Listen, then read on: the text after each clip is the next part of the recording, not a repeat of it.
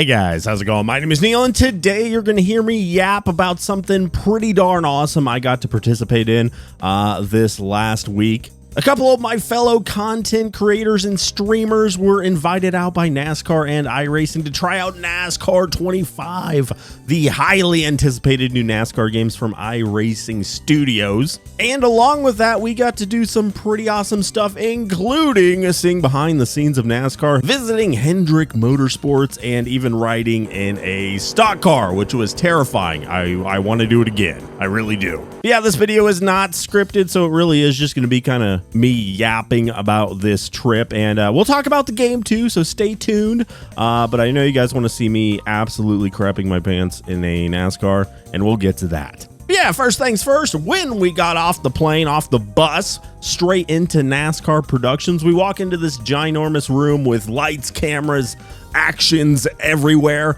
I don't think I've ever had that many cameras pointed at me in my life, but they basically sat us down and were like, hey, you got an hour, play this thing. Let us know what you think. I went straight into YouTuber mode here. I was sat next to Jeff Favignano, great guy, by the way, but his voice carries. I could hear him the entire time, and I was just trying to be as smart and sophisticated sounding as he was. I don't think I was, but you know what? It is what it is. I have my own special flavor of content creation. And then after that, we took a little bit of a studio tour for the NASCAR R&D department. Now, I was kind of conservative with my recording in a lot of these places because I didn't want to get in trouble, but they did let us record in a few different places here. This room in particular just had some of the craziest race cars I've ever seen, and arguably my favorite race car of all time, the Garage 56 Le Mans car. This was the actual car. You could tell because it was glued together with duct tape. It was after falling apart for a 24-hour race. You could still see the bugs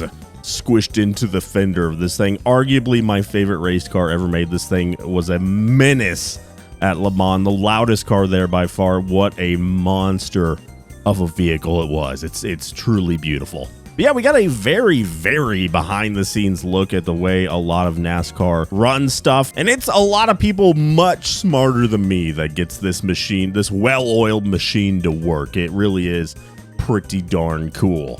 And then after that, we took a bus over to Hendrick Motorsports, and I gotta say, really quick, if any of you guys from Hendrick are watching this, that is the cleanest facility I've ever seen. It's a garage where there's hundreds of people assembling NASCARs. You would think there would be grease everywhere, but you could literally eat off the floor in that place. It was so unbelievably clean in there. I almost couldn't believe it. But yeah, it's just like a fully functional garage environment, but it's just the cleanest place I've ever seen. I can't stop talking about how clean this place was. I don't know. It's crazy to me. Yeah, again, we got a very behind-the-scenes look in there. We couldn't record in a lot of that place, and I definitely understand why. Very secretive. You don't want the other teams finding out all your secrets. But we did get to walk outside right as they were practicing their pit stops, and that was absolutely crazy because these guys are just absolutely shredded.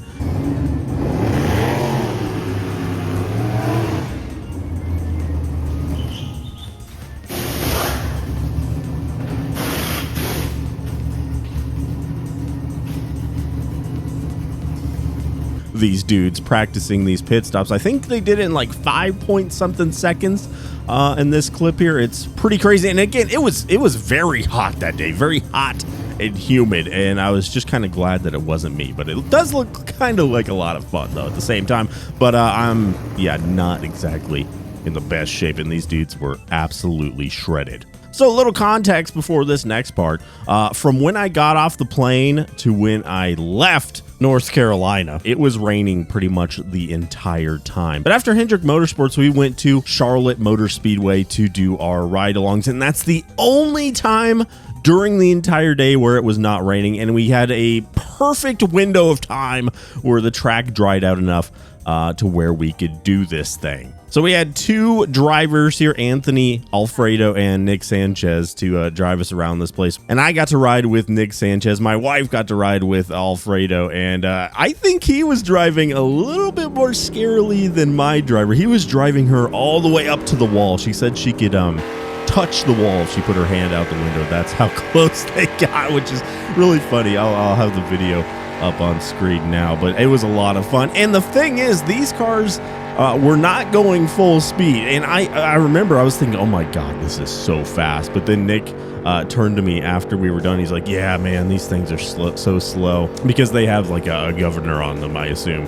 to keep them under 150 miles an hour or something. But still, even then, I don't know how fast we were going. If I had to guess, maybe 130, 150 or something. My head was still getting slammed into the side of the car on those bankings, man. It is a feeling I don't think I can replicate if I tried. Even on like roller coasters, it's a completely crazy feeling to be going that fast in the car around turns like that.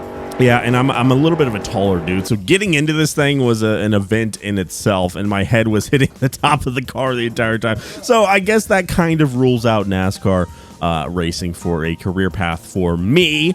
I look like not exactly a graceful gazelle getting out of that thing, that's for sure. But it's an experience that if you have the opportunity to do, I highly recommend it. It's kind of those once in a lifetime things, and it was so fun. And they even took us to dinner up in the restaurant overlooking the racetrack afterwards, which was delicious. So overall, a pretty crazy trip. I had a ton of fun. But now let's talk about the game, shall we? So like I said before, my main NASCAR gaming experience comes from beamng.drive and my entire childhood NASCAR Thunder 03. Imagine seeing this happening in front of you. Yeah, you know the deal.